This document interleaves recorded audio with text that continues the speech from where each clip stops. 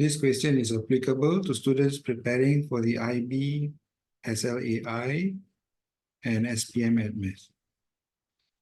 The efficiency of manufactured solar cells is normally distributed with a mean of 24.5% and a standard deviation of 1.03%. When tested, they are classified into 4 bins, with bin 1 having the highest efficiency. Bin 2 cells have an efficiency between 25.5 to 27.5%. Question A. Determine the probability that a cell tested will be a bin 2 cell.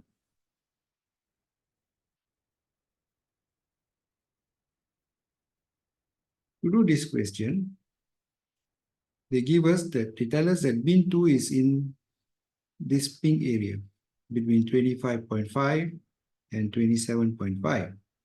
And if we can get the area under this bar graph, we have the probability.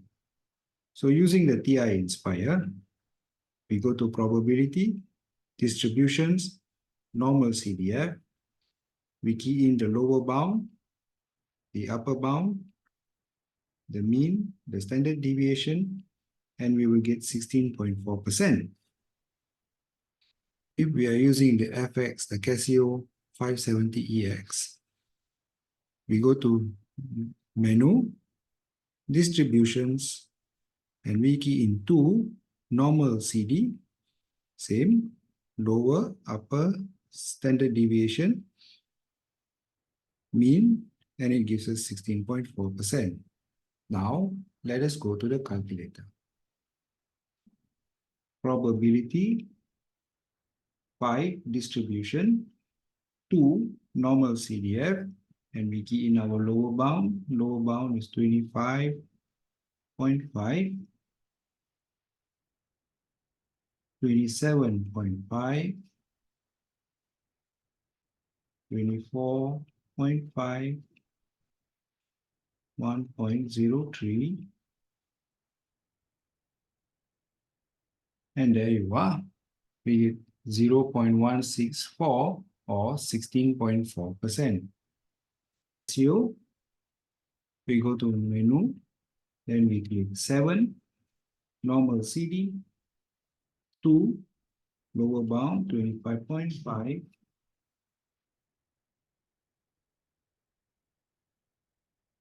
upper bound 27.5, standard depth,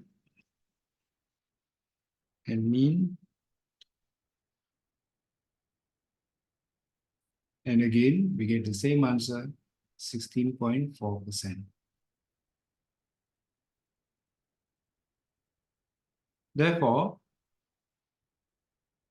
we can conclude that the probability of a tested cell to fall within bin 2 is 16.4%.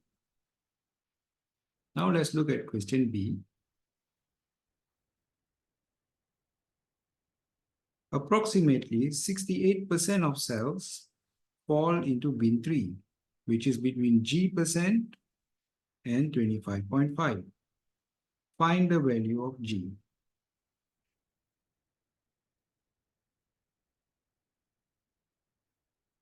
For approximations, there are some rules of thumb. If we use a 1 sigma limit, that means if we have our mean, and we go this way, 0.5 and 0.5, and this whole thing will be 1 sigma, that will give us 38%. So the area here will be 38%.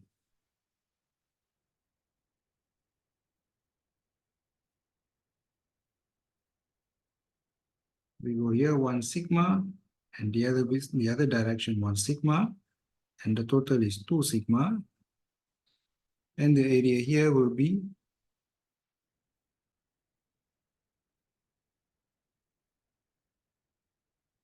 wrong button. And the area here, shaded in yellow, will be 68%. So the calculation is here. The calculation is here. 1 sigma is 38, 2 sigma is 68, 3 sigma will be 87% and 4.5 sigma 98%. You can do this yourself. Lower bound, upper bound, and the area will come out in the calculator.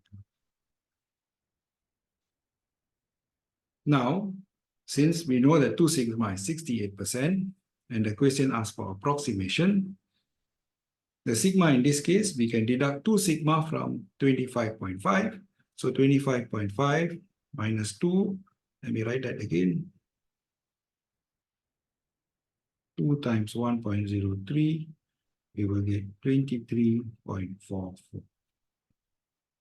Therefore, G is approximately 23.4%. In the case that they didn't ask for an approximation, then we will have to do it the long way. So using our calculator, first we find this yellow area, this whole yellow area here. So similarly, using our inspire, we just change our lower bound to the given, to the default, negative 9 to the power of 999.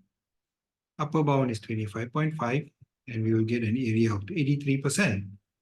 If we use the FX 570, lower bound, we key in 9 times 10 to the power of negative 9 times 10 to the power of 99, and the others are the same, we get 83%. And therefore, we know that this whole area in yellow is 83%.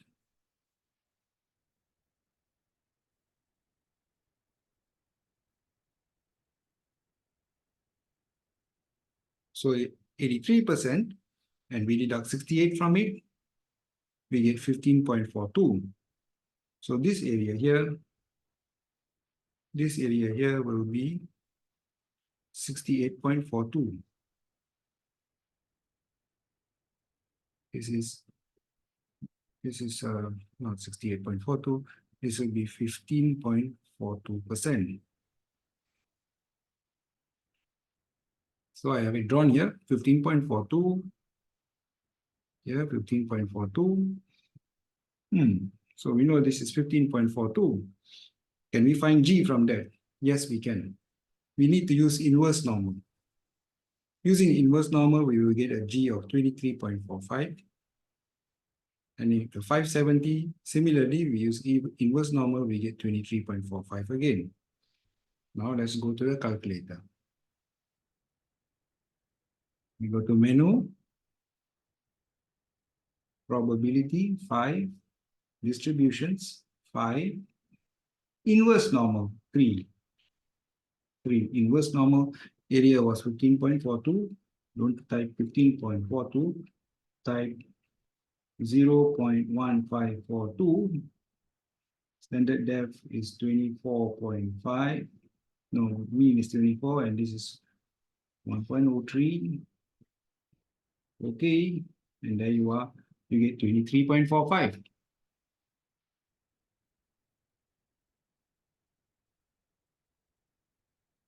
Using the FX 570, setup 7, inverse normal 3, area was 0.1542, standard depth 1.03, mean 24.5, and you get 23.45 again.